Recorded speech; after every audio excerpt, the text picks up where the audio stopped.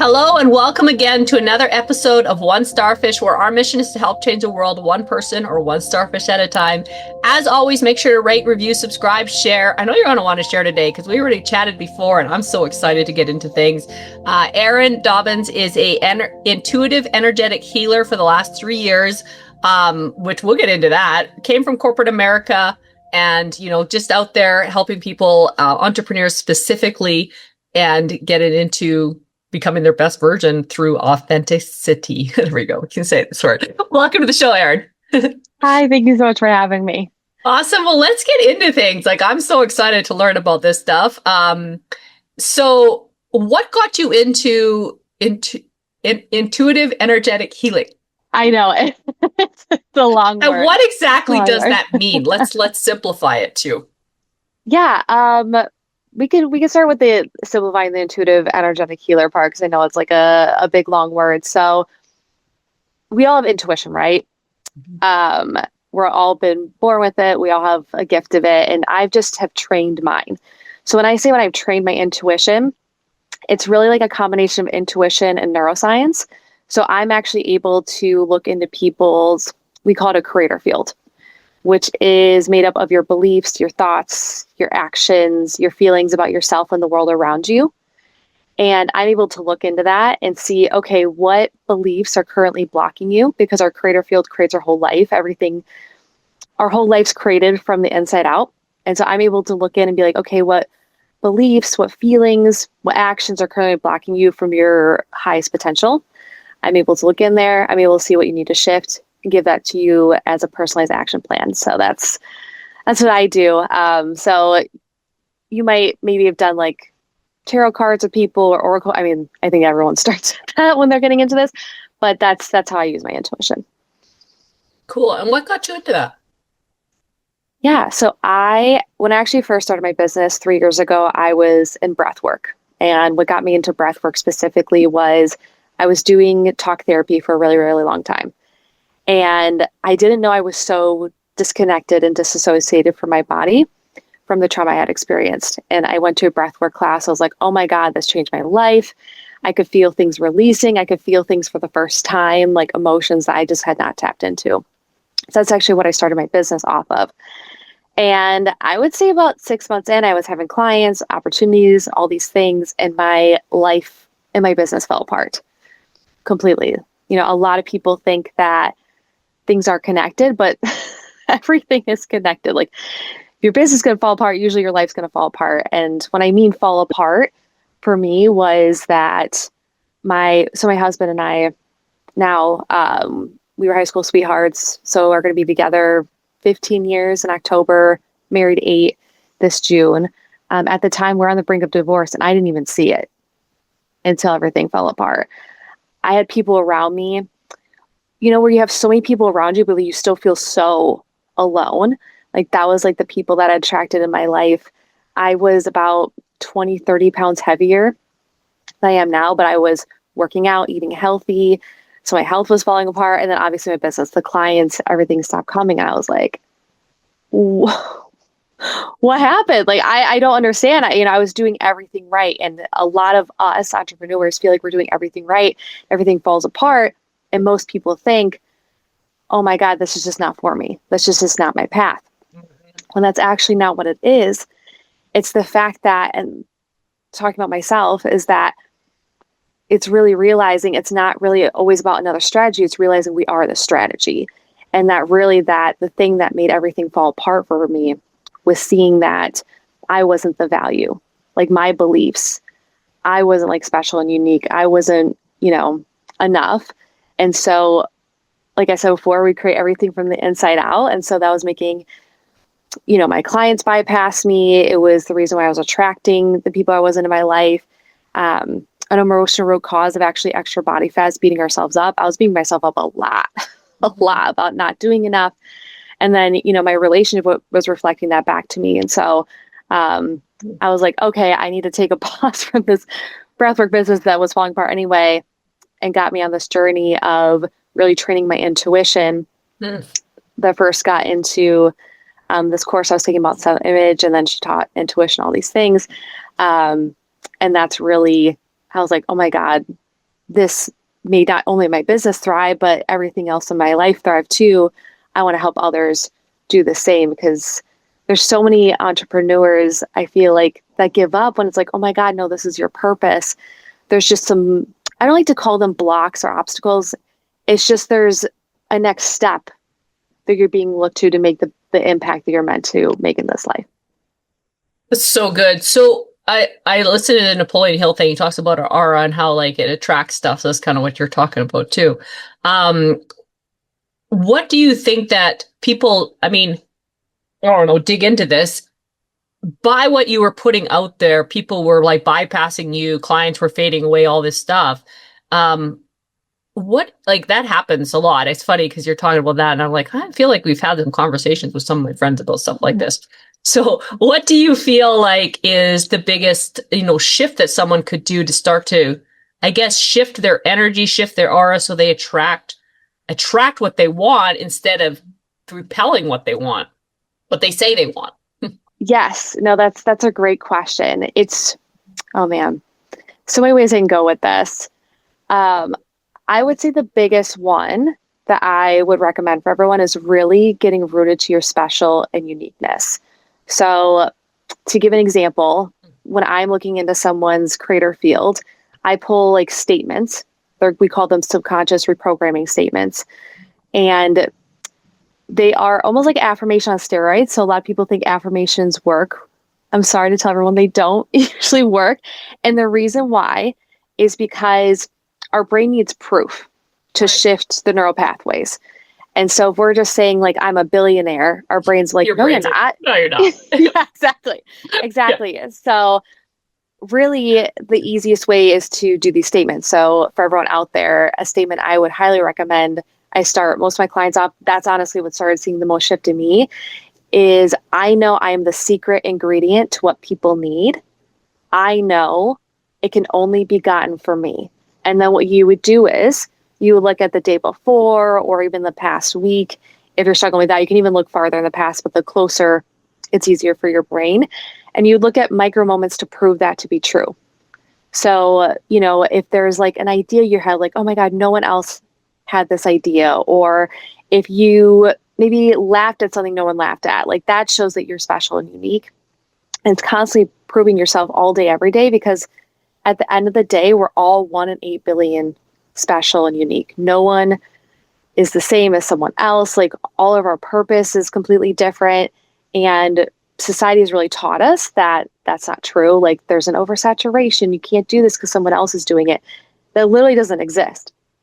Everyone like is come here for a really specific reason, for a really specific purpose. So that's what I would start with, because a lot of clients will start bypassing you because they're like, oh, you're just like everyone else, not because you are, but because you think you are. Mm. So I'm the secret ingredient. I don't remember the rest of that, but I do remember that part because I can't write it down. But I'm the secret ingredient. Everyone needs what I have, basically. Yes. 100%. That makes so much sense. I love that. So try that, guys. There you go. Step 1, do that. By the way, any information you want to get from Erin, you can reach out. Everything will be in the show notes for sure on anything specifically. So when you sit down with someone and you said you kind of read into what would you do? What would you ask someone to start to read into would you show their creative space, or what did you call it? Yeah. So, you might hear it called different things, but I call it a creator field. It's just the easier way to say that, because it's basically saying like, I create my own reality. So the creator field is where we kind of create our own reality from. And from a science point of view, our neural pathways are the same thing that's made up as our creator field. So that's why when people say like mindset's so important, that's kind of what they're talking about. It's like everything starts in the mind, our beliefs, our thoughts, and that's what creates our reality from there. Right. So what would you ask someone? So let's be a guinea pig. We sit down. Okay. What are some questions and I'm an open book, so you can ask anything and I'll say anything and I'll be truthful. What are something you would ask if you were sitting down with someone to even start the process? Yeah, that's a great question. So I would ask someone either like, what is their biggest goal right now in their business? I would ask someone or like an obstacle block that they're having. So if it's like a goal, people come to me be like, my goal is to make X amount of money in my business in the next year. That could be a goal. Or their obstacle could be like, I, you know, was having all these clients and now I just cannot go past, like, let's say 20 clients in a month. I want to go past that. Or they could come to me and say, like, I'm really feeling stuck. Like, I had all these ideas and all these things and now I'm creatively stuck. It could be really anything. And then for the aspiring entrepreneurs that come in, like, what is my purpose? So I can also look into people's soul contracts. We all have these soul contracts, and I can look in and see, like, and pull what is someone's like specific purpose, and then also pull their soul gifts, because we all have soul What are gifts. some questions? So I'm curious. What are Yeah. some soul gifts? Let's dig into this a little bit. Yeah, of course. So soul gifts are like our Olympic level gifts that we have in this life. And we all have like our top 4, and it's like 95% or higher. I use percentages out of 100% that you can achieve in this lifetime. And those soul gifts are specifically for you to achieve your goals. So I can give an example of a client that I had. Her purpose is really around actually breaking down oppressive systems in the corporate world. So really bringing back like corporations to be really heart-led, bringing back authenticity into the space. So like her soul gifts were fighting oppressive systems, intuition. Oh gosh, what were her other 2? It was funny because sometimes my intuition like will play songs and I can remember the songs that like that got me to the answer. Oh gosh, I can't remember the other 2, but there are other 2 there. But some soul gifts could be even like marketing. It doesn't have to be like intuition based. So what would it be for me? Oh gosh, you want me to read you on? Yeah, okay. Let's do it. Okay. I'll pull one of yours. If you can. I'll Sure. pull one of yours. Okay. Let's look at. Okay. So one of your soul gifts is influencing. I heard it like immediately. Sometimes I will visually see things. Sometimes I'll hear music. Sometimes I'll feel things, but yours was so immediate. It was just like influencing is one of your soul gifts. And I saw you like on a stage, but your influencing is, very specific to you in the way of like, oh, like when I feel into it, it's just like very heart-led, very warm, very light. Because sometimes people think influencing is a bad thing. We look out there like influencers or like people are influencing people to buy products. But like what I'm hearing is that like your influencing is to influence people to change the world.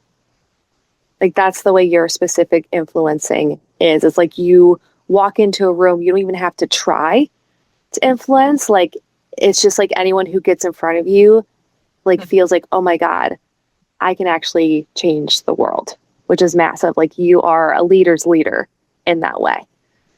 Wow. Does that resonate with you at all? Well, yeah, our mission statement in our team is helping ordinary people become extraordinary leaders and help change the world. That's our mission statement. Amazing. Yeah. So yeah, influencing is one of yours. And you probably have maybe even felt in your life, like maybe if you looked back on your life, like experience you've gone through that help you become like an influencer in the way that you are today, a leader in your space and you are today. Like if people are like, God, what's my purpose? I always say where to start is really look at like the experiences in your life, because everything down to like your family, the things you've gone through, you're a mole on your forearm, like every single thing has been so specifically created for you to like lead the purpose. So I always say like look at your past, look at the things that maybe you're naturally good at, but also look at the things that you've struggled with. Like one of my things I've really struggled with is feeling like I'm enough and doing enough. And that is a really, really big basis of my work, is helping people like receive with ease through their business. So that's like a way to start to figure out what your purpose love that. is. Guys, if you're listening, I mean, that's pretty cool. I love that. And so let's go back to you now. So you went to breath work and then you're like, this wasn't, this wasn't authentic was the word you had used kind of before, and you started to shift into more what you're doing now. And you were still doing this part time, and then you were in corporate America having a steady paycheck, and then poof, that was gone. Tell us a little bit about how that went and how you transitioned for all of it, and also like I guess how do I put this? Like, did you have much support, or were you kind of just like figure it out? People are like, you're kind of in this woo-woo space a little bit, which for some people is kind of weird. I'm all for it. Like love the space. But for some people it's kind of weird. How did that transition for you and your family, your friends, like all of that kind of stuff? Um, yeah, we can start with the woo woo part, the part of it. Well, one, bless my husband, truly. Like, I really feel like he was just a gift in this lifetime because obviously being together since 16, I was not, and I grew up Catholic, like very Catholic. I went to a private school, um, and so there's some times where he's like, okay, it was like a little weird, but the more I got rooted to it, the more he did. But yeah, he's been the most support. Like, I'm very grateful. Like, I always tell people, if I opened a brick store and just sold bricks, he would be like, this is the best brick store ever.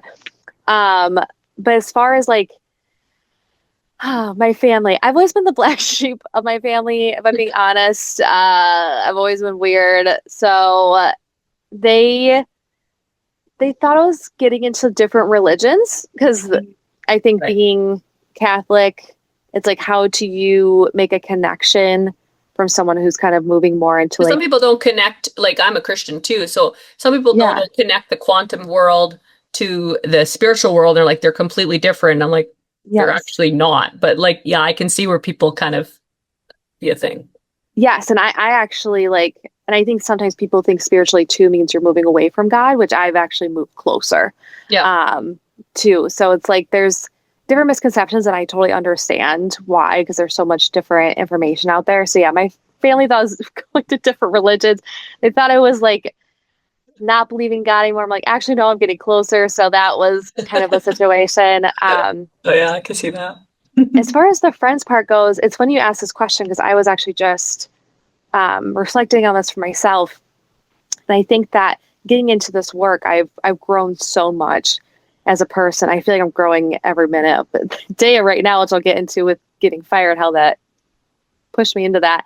Um, and I feel like even for your listeners and maybe even for yourself, there's moments where you feel really lonely because all of a sudden you're growing and you're shifting and you're outgrowing these people in your life, not in a bad way. They're in there for a reason or season. And so when you're paving your own path, it can get lonely at times. And so I've definitely experienced that in different waves and different things. And sometimes it makes you think like, do I really want to be on this path if I'm going to feel so lonely? But I say to your listeners out there that the gift in sometimes feeling lonely is that just shows that it's a mark of a leader. Like, leaders need to learn how to pave their own path, have their own opinions, be able to be in their own space, be able to lead the way they need to lead. It doesn't mean you're going to like not have friends or things like that. But there's just some times in those life where you have that. I've definitely had that through my experience. And then, yeah, as far as getting fired, it's very funny. So I actually started my business around the time I got hired at the place I got fired from. So very interesting. Actually, like a year in, because I was like, this is not what I want to do. Like, corporate America is actually never what I wanted to do. I started a startup because I was like, I want to be in a smaller space. And I remember my dad telling me, well, you know that startups get bought out. I was like, why would they hire me if they're going to get bought out? 3 months later, they get bought out. And I'm, Dad, I feel like you told me this. yes, I feel like someone told me this. So that was really funny. There's a universal law called law of previews, Okay. where like my dad saying that was kind of a preview to me to be like, this is what's going to happen. Okay. So just like a fun intuition thing out there. Or like, if you're like out there and you're like, God, I'm struggling Not so in my fun at the business. time. Yeah, not so fun at the time. Not so fun at the time. And I was like, well, I just got this job. Like, I don't want to leave. And like, of course, like at the time I was like, they're paying me more money. Like, why would I do that? And a year and I was like, this is sucking my soul. Like, I need to figure out what I want to do. And that's actually how I also started my business. I knew I wanted to be an entrepreneur even before I got into corporate America. I just didn't know what that looked like until breathwork kind of brought me into it. And so I will be so transparent. I am someone who's very much all in or all out. So it was very hard for me to do something so polar opposite of what I'm being called to in my life versus what I was doing to support that, the courses, the things that helped me to get into my business. And for those out there who also are struggling, they're like, I hate what I'm doing. I want to get out of it. The best piece of advice I can give you all is see how it's helping you. I know that feels very opposite, but there's actually something called the universal law of opposing forces. And what it basically means is when you really don't want something, you will get it. If you really want something, you won't get it because our universe likes to be in balance. So actually, Oh my.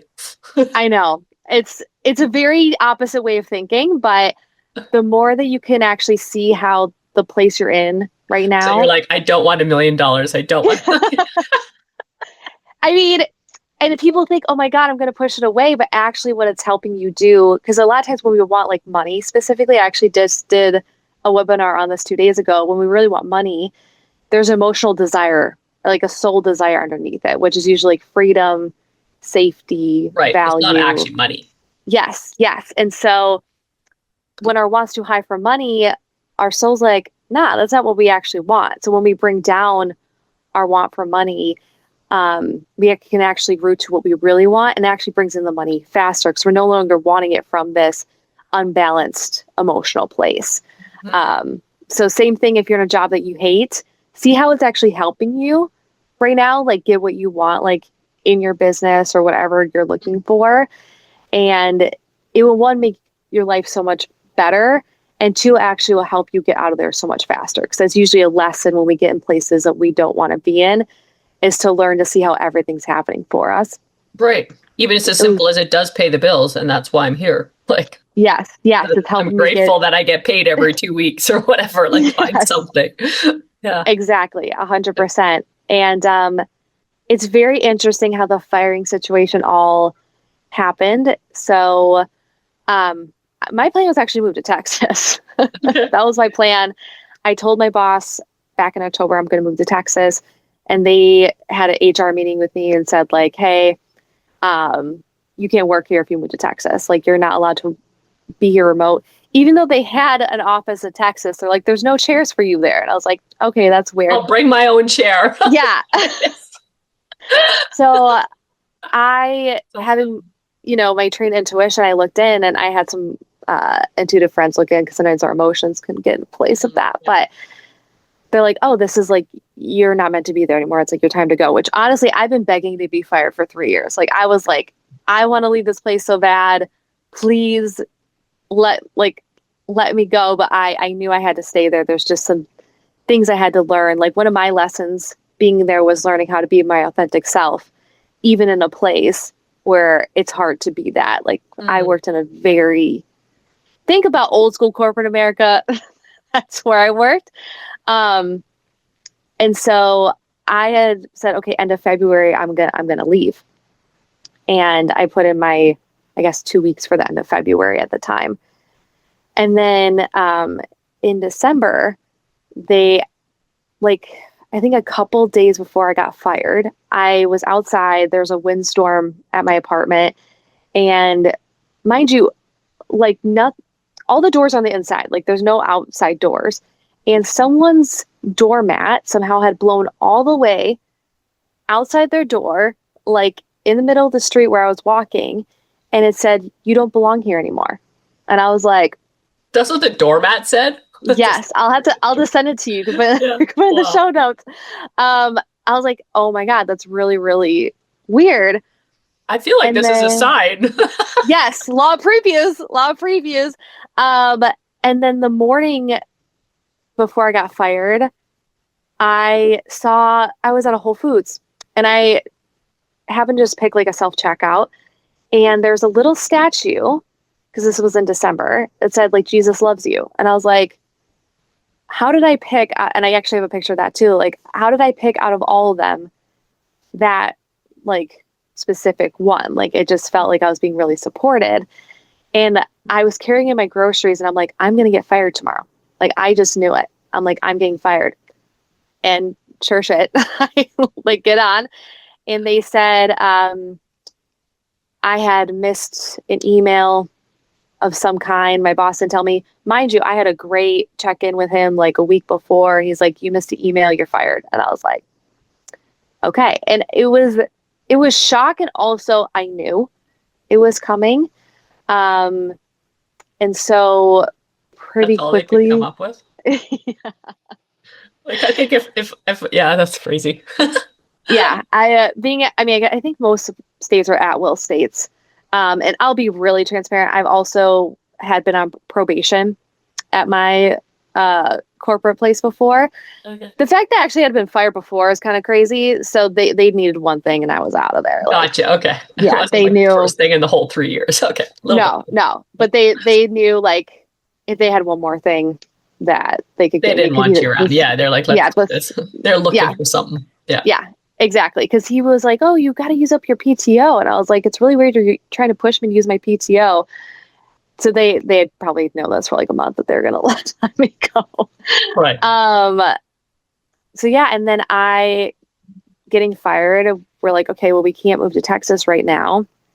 So we called up actually my husband's mom and stepdad, bless them. And we're like, we need a place to go and stay. And moved back to Wisconsin. I'm originally from Wisconsin, and I will tell you, talk about never say never. I said I was never moving back here. Yeah, to never the point, say never. Yeah, never say never. I would tell people when I was in Colorado, if someone somehow kidnapped me and brought me back to Wisconsin, I would dig tunnels underneath just to get back. Like that's how much I never wanted to come back to Wisconsin. Just to create a picture for everyone. Yeah, you're going back. Yeah, I'm super excited to be here. But it was such a blessing for me now being here. It's been such a blessing because I really need to come back here before I could move on to my next step in life. There was like some healing. And the reason why I didn't want to come back here, be really transparent, there's a lot of trauma I've experienced in Wisconsin. I figured that. Mm-hmm. And so I have to touch it. Yeah. And now it's like being back here, being near my family. I had a lot of things to work through, and this gave me the space to do that. And then also it really made me take the leap of faith of like, this is my time. This is my time to be full time in my business. This is my time to really go after what I desire. I have the time and the space. And it was scary to take that leap of faith for sure. And obviously, I guess having my trained intuition, I was able to look into like, okay, do I go get a job? Like, is that the best thing for me right now? Or is it going full time in my higher self? That's another field I can look into, which is our higher self is our highest potential in this lifetime. Mm-hmm. Said no. Just like work through your business. And I will say I have learned probably what most people learn in 5 years in their business in like 6 months. Obviously, like having a business ahead of time, but like it has propelled me in so many ways. I've had to do a lot of my own shifting of beliefs and mindset and really figuring out, really building also business with ease. That's a really big thing that I work with people on, because a lot of people think you have to work hard.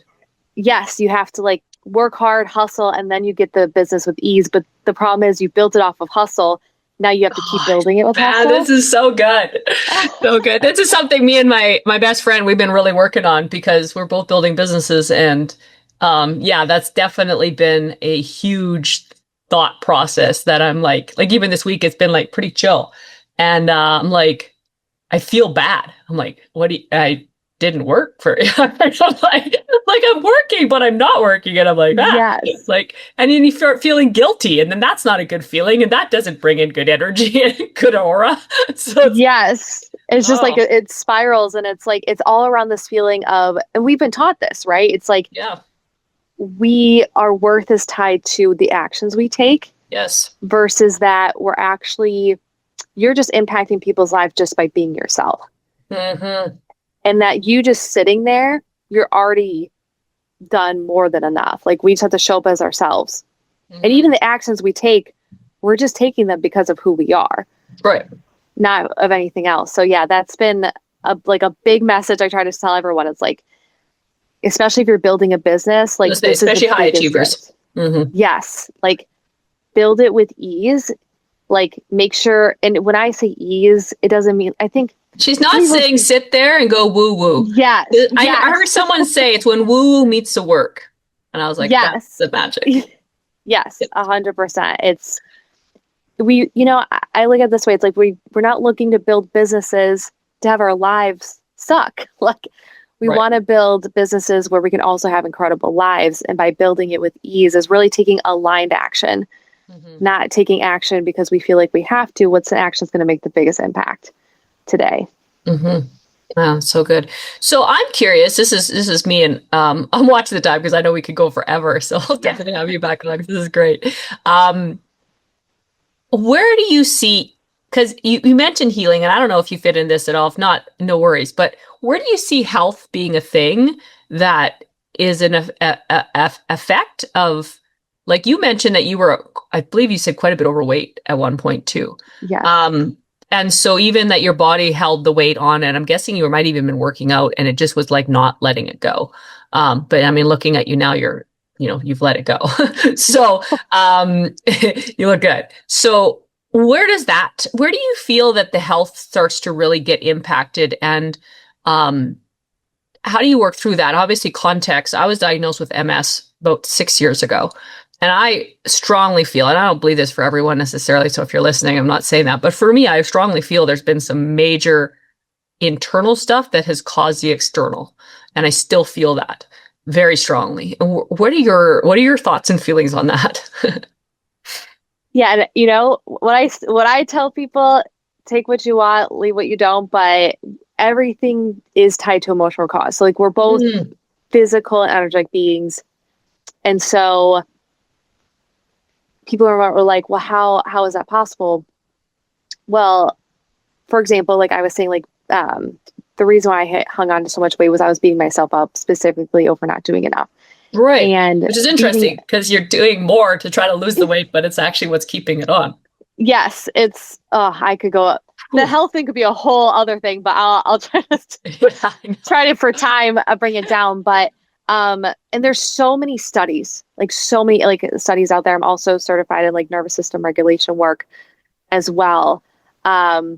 That, oh gosh, what route do I want to go down with this? I know. It's like I could open a rabbit hole here, it sounds like.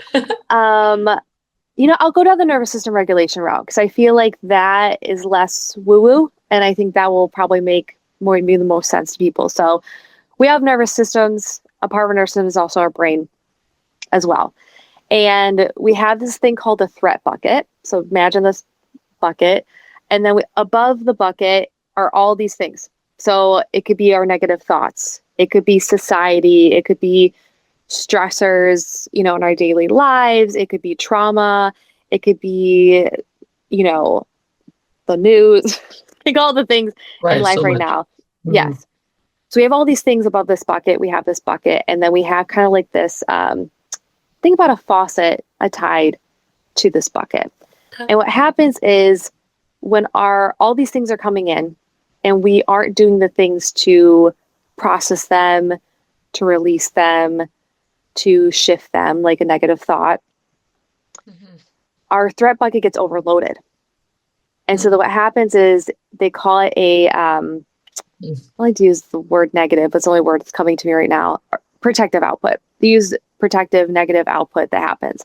So that is gaining weight, that is hormonal imbalances, that is sleeping thrown off, that is anxiety, depression, things like that. And even from the nervous system regulation world, the neurology world, they say that, a lot of people with the diagnosis, like anxiety, depression, things like that, they hang on to that and think that that's my life, but that's actually just a protective output. Your threat bucket's just been overloaded. We decrease the water in the threat bucket. Now you're actually having performative outputs. That is feeling more calm, being able to process our emotions, not holding on to excess weight, which can be caused from hormonal imbalances.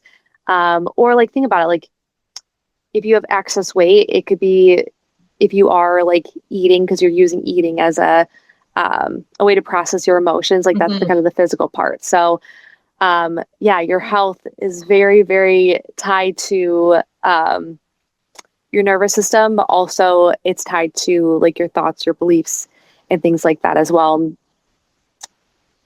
Both the emotional and the physical playing a big part of that. So yeah, I had all kinds of health issues. We could go a long rabbit hole around that, but it's very, very tied to like the emotional experiences. And there's so much research out there, like, body keeps a score, all those things that are proving that out today. So I know that this is not an overnight fix thing, and we're not going to get it fixed on a podcast. But what's one step? Because I think this is really common. I like that you went there because I think that is a very common thing. There's so much negativity out in the world around us that we can take in and fill up our bucket. So what's one step that can start to release that to regulate our nervous system? That is a great question. I mean, I would definitely say nervous system regulation tools. Let me intuitively look at. Let me see a tool that would be the best for your audience here. Okay, cool. Okay, interesting. That was not the one that I was going to go down. But we're going to do this. And just to tell everyone what I was pulling from. So talking about God, I use the word source. Some people call it universe, whatever your language is. I can also pull from them as well because we're all connected to God, source, universe. Right. And so I can read into them and see like what would be the best for the collective to actually help with bringing down the nervous system stuff. So it's actually seeing that we are the creator of our own reality. And so I'll give a tool and I'll kind of explain it, how it works and why that kind of helps with the nervous system part. And it is, I know I am the creator of my own reality. I know I am my freedom, or therefore I know I am my freedom. So using that as a subconscious reprogramming statement. And the reason why that actually really helps with nervous system regulation work, especially with everything that's going on right now, it can feel really out of control. We're seeing all kinds of things on the news. It feels like there's nothing that you can do to change what's happening. When we are all the creator of our own reality. And the more that we can see that, the more actually helps our nervous system regulate because we feel like there is a sense of control. Like you're not completely out of control. You can change your whole life in a moment. And actually, as a collective, we can change the whole world in a moment. Mm-hmm. And so it's really seeing how, as far as like a proof or a micro moment to look at every day, is seeing proof of that. So, I like to give the example, if you set an intention, like I like to set the intention before I do anything, like a podcast. My intention was like, I want to, the things I say are going to really help your specific audience, or like, and I really want to be my authentic self. And so I set that intention and it's like, oh, that's happening. That's proof that I'm the creator of my own reality. I literally set in the intention that's happening. So like, that's proof. Or if there are things that you're currently working on or shifting, or maybe there's an opportunity out there that you've been working towards and it happens, that's proof that you're the creator of your own reality. That would be proof to prove that statement true. And so that's one that came through really strongly, is the more we can see we're the creators, the more it doesn't feel like things are happening to us, but they're happening for us. That's so good. Like I said, I know we could go forever, but we better wrap up. And 3 final questions I always have, and then anything we didn't touch on that we think would be really impactful for our listeners. Like I said, I'm sure some of you guys want to learn more. Definitely reach out to Erin. All her stuff will be in the show notes to reach out to find her. But first and final question is, if someone is looking for their purpose, we've talked about it a little bit on this podcast already, what's one sentence you could say that could help them find it? That's a great question. I would say, and kind of as I mentioned before, really look at what is your story? Like if someone were to ask you, what is your story? You'll find your purpose within there. Cool. Second question, what's a favorite quote and why? Oh, what is a favorite quote and how I would say this is the one thing that's coming up. I'm sure there's probably a better quote out there, but I think it's just coming off of I call it a play shop that I just did, but it's if your want's too high, kiss it goodbye. And it's just a fun quote to remember that if you're really, really, it's a reminder to learn to neutralize. If you want anything in life, all you got to do is really get in balance. So if you really, really want something, look at the cons for it and you'll actually get it. If you really, really don't want something, look at the pros for it and you won't get it. So that's the quote that came to me the most. And it's just, you guys do that. Like that's the true creation and manifestation right there. Cool. I love that. Third and final question. What's one word or sentence you want on your gravestone? Ooh. It's one word or sentence I want on my gravestone. Am I allowed to swear on this podcast? Sure. Yeah. Okay. I didn't come here to fuck around, but I did come here to find out. I like it. That's awesome. All right. You run into someone in a coffee shop and they've listened to this, lots to learn, lots to take away. But what's something we didn't touch on that you think would be really impactful to leave our listeners with?